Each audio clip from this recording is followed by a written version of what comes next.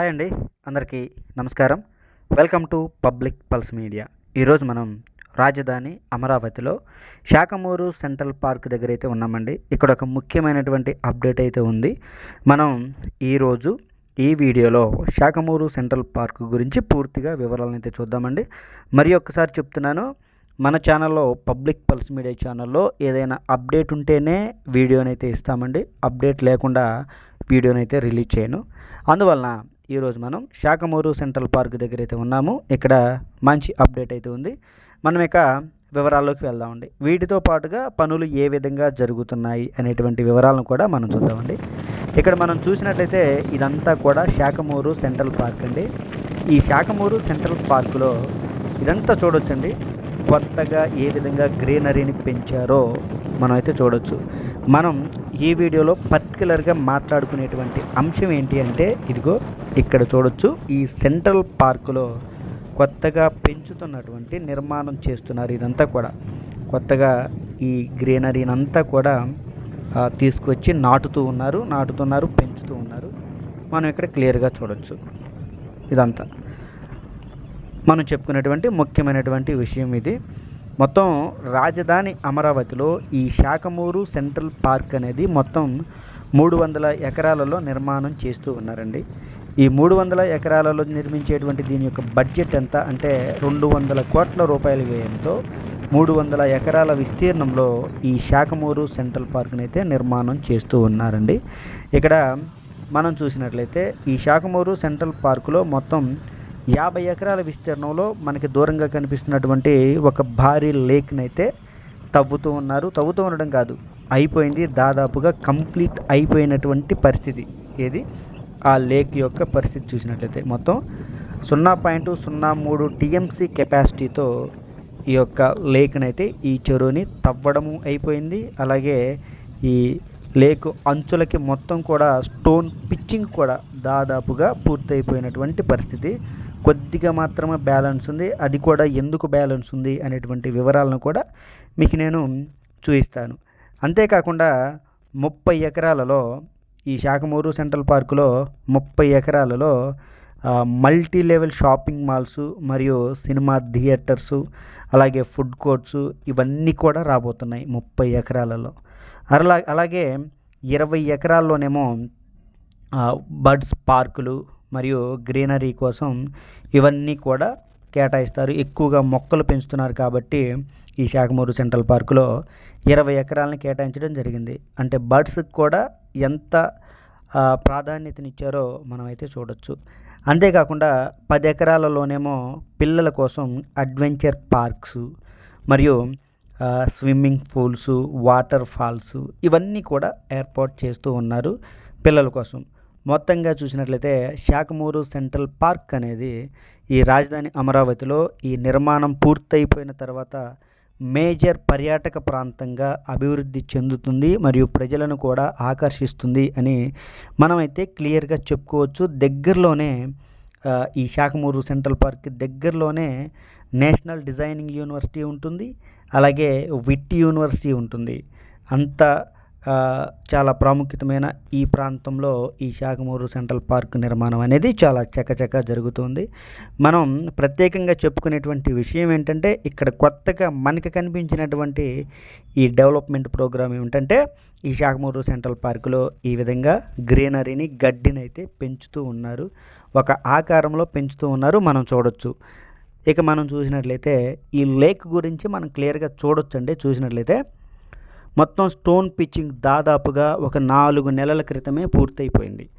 ఏంటంటే ఈ లేక్కి అంచులు మొత్తం కూడా స్టోన్ పిచ్చింగ్, అంటే ఒక రబ్బర్ కోటెడ్ మెష్ బ్యాగులో పెద్ద పెద్ద గులకరాలను నింపి ఈ అంచులకైతే వేస్తారండి. ఎందుకంటే ఈ మట్టి ఇదంతా కూడా కోతకు గురవ్వకుండా ఈ విధంగా స్టోన్ పిచ్చింగ్ అయితే చేస్తారు. అది దాదాపుగా పూర్తయిపోయింది, కొద్దిగా మాత్రమే బ్యాలెన్స్ ఉంది. ఇక్కడ మనం చూసినట్లయితే ఈ శాఖమూరు సెంట్రల్ పార్కులో ఇంకొక పని కూడా మనం క్లియర్గా అబ్జర్వ్ చేయడం జరిగింది. ఏంటంటే ఇదిగోండి, ఈ శాఖమూరు సెంట్రల్ పార్క్ని ఆనుకొని లోపల నిర్మాణం జరిగేటువంటి ఈ రోడ్లను అయితే మనం క్లియర్గా చూడొచ్చు. ఇదిగోండి, అవన్నీ కూడా వాటర్ పైప్ లైన్లకు సంబంధించినటువంటి సిమెంట్ బ్లాక్స్ అవన్నీ ఇదిగో ఈ విధంగా రోడ్ల నిర్మాణం అయితే చేస్తూ ఉన్నారు. ప్రధానంగా మనం చెప్పుకున్నటువంటి విషయం ఏంటంటే ఇక్కడ పూర్తయిపోయినటువంటి పనులు ఏంటి, ఇంకా నిర్మాణం జరుగుతున్నటువంటి పనులు ఏంటి అని మనం చూసినట్లయితే ఈ లేక్ పనులు దాదాపుగా పూర్తయిపోయాయని మనం చెప్పుకోవచ్చు. ఏదైతే మనం బ్రౌన్ కలర్లో చూసారా, ఈ బ్రౌన్ కలర్లో అదంతా కూడా ఎర్త్ వర్క్ జరిగింది. తర్వాత కొత్తగా ఈ బ్రౌన్ కలర్ మట్టి అంతా కూడా తీసుకొచ్చి ఆ ప్రాంతం అంతా కూడా విస్తరించడం జరిగింది. ఇక్కడ నుంచి మనం క్లియర్గా చూడొచ్చు. ఇదిగోండి ఇటువైపున మనం క్లియర్గా చూస్తే ఇదిగో ఇటువైపున స్టోన్ పిచ్చింగ్ అనేది ఆగింది.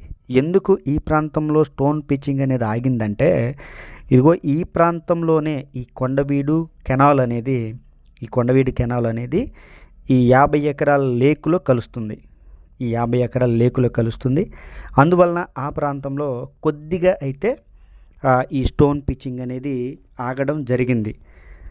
చూసారా, ఈ స్టోన్ పిచ్చింగ్ ఆగడం జరిగింది. కొండవీడు వాగు అంటేనేమో అది అతి పురాతన కాలంగా ఉంటున్నటువంటి పేరు. మనం కొండవీడు కెనాల్ అన్నామంటే కెనాల్ అంటే కొత్తగా తవ్వుతున్నటువంటి కాలువని మనం కెనాల్ అంటాం.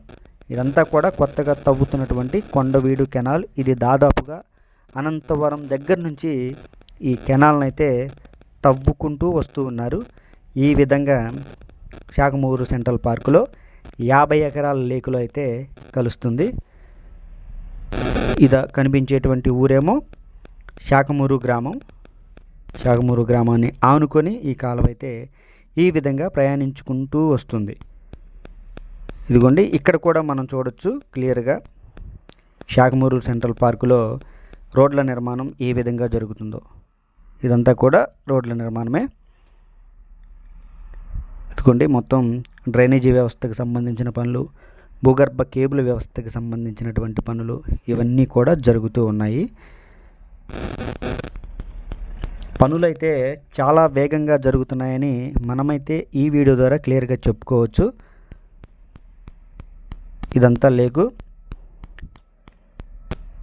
మరలా మనం చూస్తున్నాము. ఈ ప్రాంతంలో స్టోన్ పిచ్చింగ్ ఆగింది కదా, ఈ ప్రాంతంలోనే ఈ కొండవీడు కెనాల్ అనేది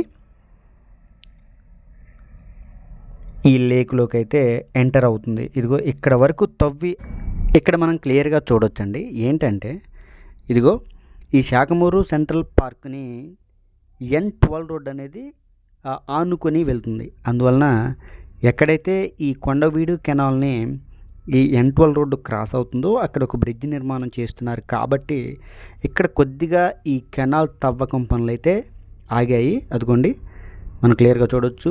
ఈ పిచ్చి మొక్కలు ఇవన్నీ కనిపిస్తున్నాయి కదా, ఈ ప్రాంతంలో అయితే కొద్దిగా ఆగింది.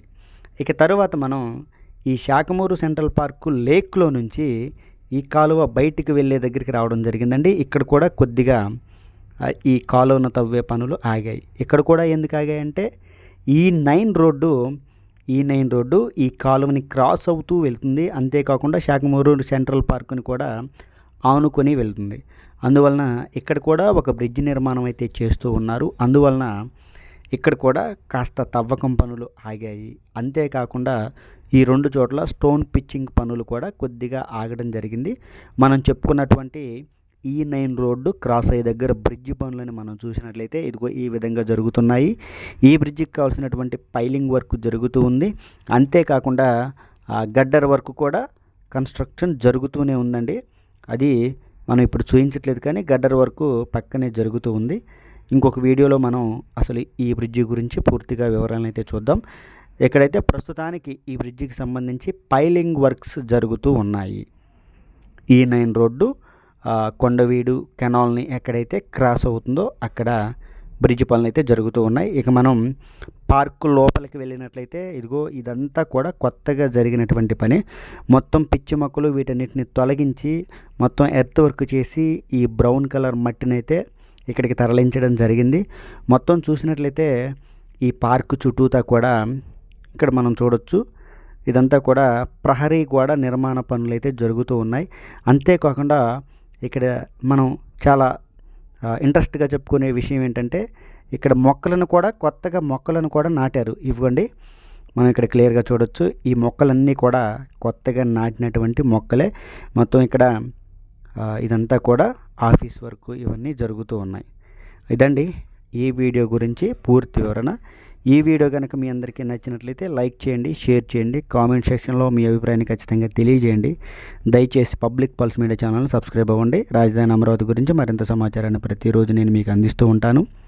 అంతేకాకుండా ఇప్పుడు మనం ఈ వీడియోలో శాఖమూరు సెంట్రల్ పార్కులో జరిగేటువంటి అభివృద్ధి పనుల గురించి మొత్తంగా అప్డేట్ అయితే ఇవ్వడం జరిగిందండి. ఇప్పుడు ఎక్కడెక్కడ ఏ పనులు జరుగుతున్నాయో అందరికీ మరొకసారి నమస్కారం.